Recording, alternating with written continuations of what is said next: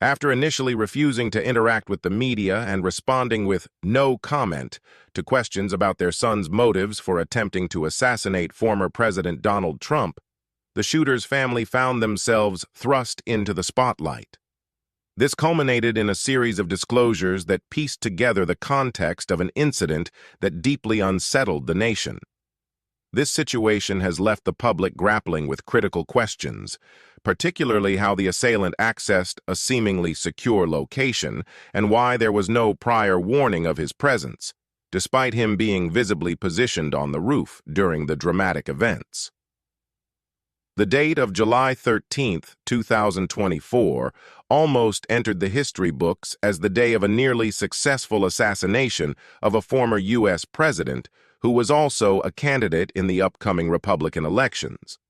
During a rally in Pennsylvania, as Donald Trump delivered his speech, a bullet narrowly missed him, grazing his ear and drawing blood before the Secret Service could hustle him to safety. Tragically, in the chaos, a bystander lost their life protecting others, and 2 more were injured but survived, while the assailant was quickly neutralized by the Secret Service. The perpetrator was soon identified as 20-year-old Thomas Matthew Crooks, whose background began to unravel, revealing a more complex narrative than initially perceived. The events of July 13th marked a significant lapse in Secret Service operations, the most critical in recent decades. The intrigue deepened when Crooks' parents shared startling details about their son and the potential catalysts for the tragic day. The complexity escalated when it was discovered that on the morning of the assassination, Crooks' parents, Matthew and Elizabeth, concerned for their son's mental state and unaware of his whereabouts, had contacted the police to report him missing. This police alert was among several indicators suggesting that law enforcement was aware of potential issues before the gunfire erupted at Trump's Pennsylvania rally. Another disturbing revelation was the origin of the AR rifle used by Thomas during his assault, which was legally purchased by his father. This fact calls back to December 2012, when Adam Lanza used a similar rifle from his mother in the Sandy Hook Elementary massacre, sparking a surge in firearm sales amidst fears of stricter gun control laws.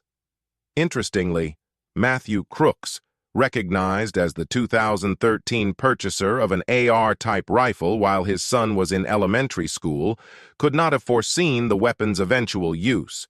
A decade later, his son, using that very rifle, fired several shots in a failed attempt to assassinate Donald Trump. Further investigations revealed that Thomas Crooks had researched various subjects online, including the venue of Trump's speech and a local gun store where he purchased ammunition that day. There were also claims that he left a message on the gaming platform Steam, indicating that July 13th would be his premiere, hinting at his planned actions. Stored in the Crooks family home, where Thomas and his father were presumed members of the Clerton Sports Club, a facility boasting extensive ranges for archery, rifle, and pistol shooting, were more than 20 legally owned firearms. This detail mirrored the case of Ethan Crumbley, another young shooter whose actions at Oxford Middle School ended tragically. The revelation of explosives in Thomas Crooks's vehicle near the rally site further complicated the narrative, underscoring the severity of his intentions and raising alarming questions about the extent of his parents' knowledge and their potential complicity. These events have sparked a broad discussion about gun violence in America and the responsibilities of parents in monitoring and controlling their children's access to firearms. The ongoing investigation by the FBI seeks to uncover the full scope of Thomas Crooks's motives and whether his described status as a lone wolf holds true.